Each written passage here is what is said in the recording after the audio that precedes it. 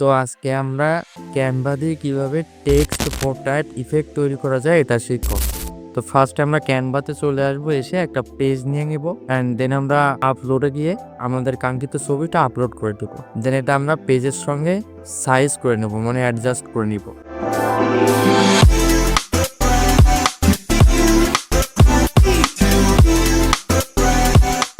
Adjust করা শেষে আমরা এটার ব্যাকগ্রাউন্ড ইউজ করে দিব।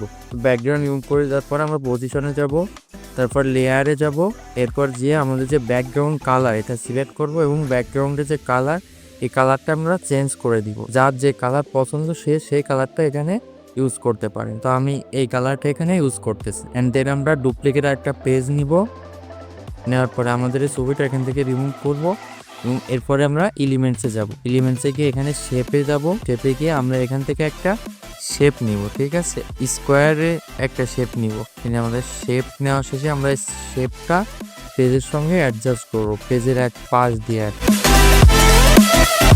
অ্যান্ড দেন আমরা এটার কালার ব্ল্যাক করব। দেন আমরা টেক্সটে আসবো, টেক্সটে এসে এখানে আমরা হেডিং এ আসবো। অ্যান্ড দেন আমাদের যেটা লিখবে, আমরা যেটা ভালো লাগে সেটা লিখবে। তো আমি এখানে লিখবো হচ্ছে বি পজিটিভ।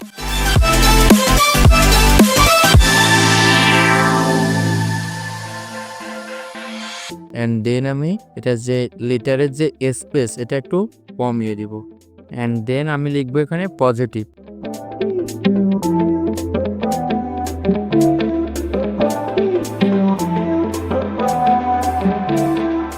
এখানে আমরা এটা সাইজ 189 রাখবো।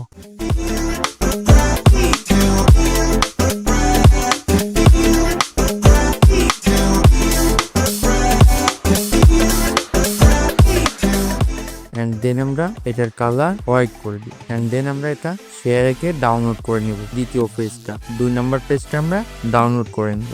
ডাউনলোড করা শেষে আমরা এই পেজটা এখানে আপলোড করব। অ্যান্ড দেন আমরা ব্যাকগ্রাউন্ডটা রিমুভ করে দিব। অ্যান্ড দেন আমরা এটা এডিটে যাব, যে এখান থেকে আমরা এই এফএক্স ইফেক্টে এসে ডিউটোনার এসে চেরি কালারটা সিলেক্ট করব, করে এখানে আমরা হোয়াইট।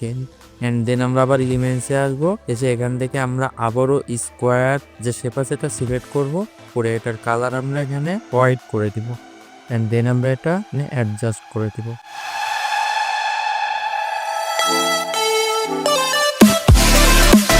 অ্যান্ড দেন আমরা আবারও এখান থেকে স্কোয়ার শেপ সিলেক্ট করব, করে আমরা এটা যে যার পছন্দ মতো এখানে আর কি দিব, ঠিক আছে। তাই মানে যে যার পছন্দ অনুযায়ী সাইজ এখানে দিবেন। অ্যান্ড দেন আমরা এখান থেকে এই স্ট্রোক স্টাইলে আসবো এবং এইটা সিলেক্ট করব, করে এটা স্ট্রোকটা আমরা বাড়িয়ে দিব। দেন আমরা এডিটে আসবো, সেখান থেকে এই ব্যাকগ্রাউন্ড কালারটা দিয়ে দেবো, ঠিক আছে। আর এর আগে আমরা এখানে হোয়াইট কালার দিয়ে দিব। তো এরপরে আমরা আবার শেপে চলে আসব এবং এখান থেকে সার্কেল আকারের একটা শেপ আমরা নিব। এখানে আমরা এটা এখানে দিব, এটা ফ্রন্টে দিয়ে দিব।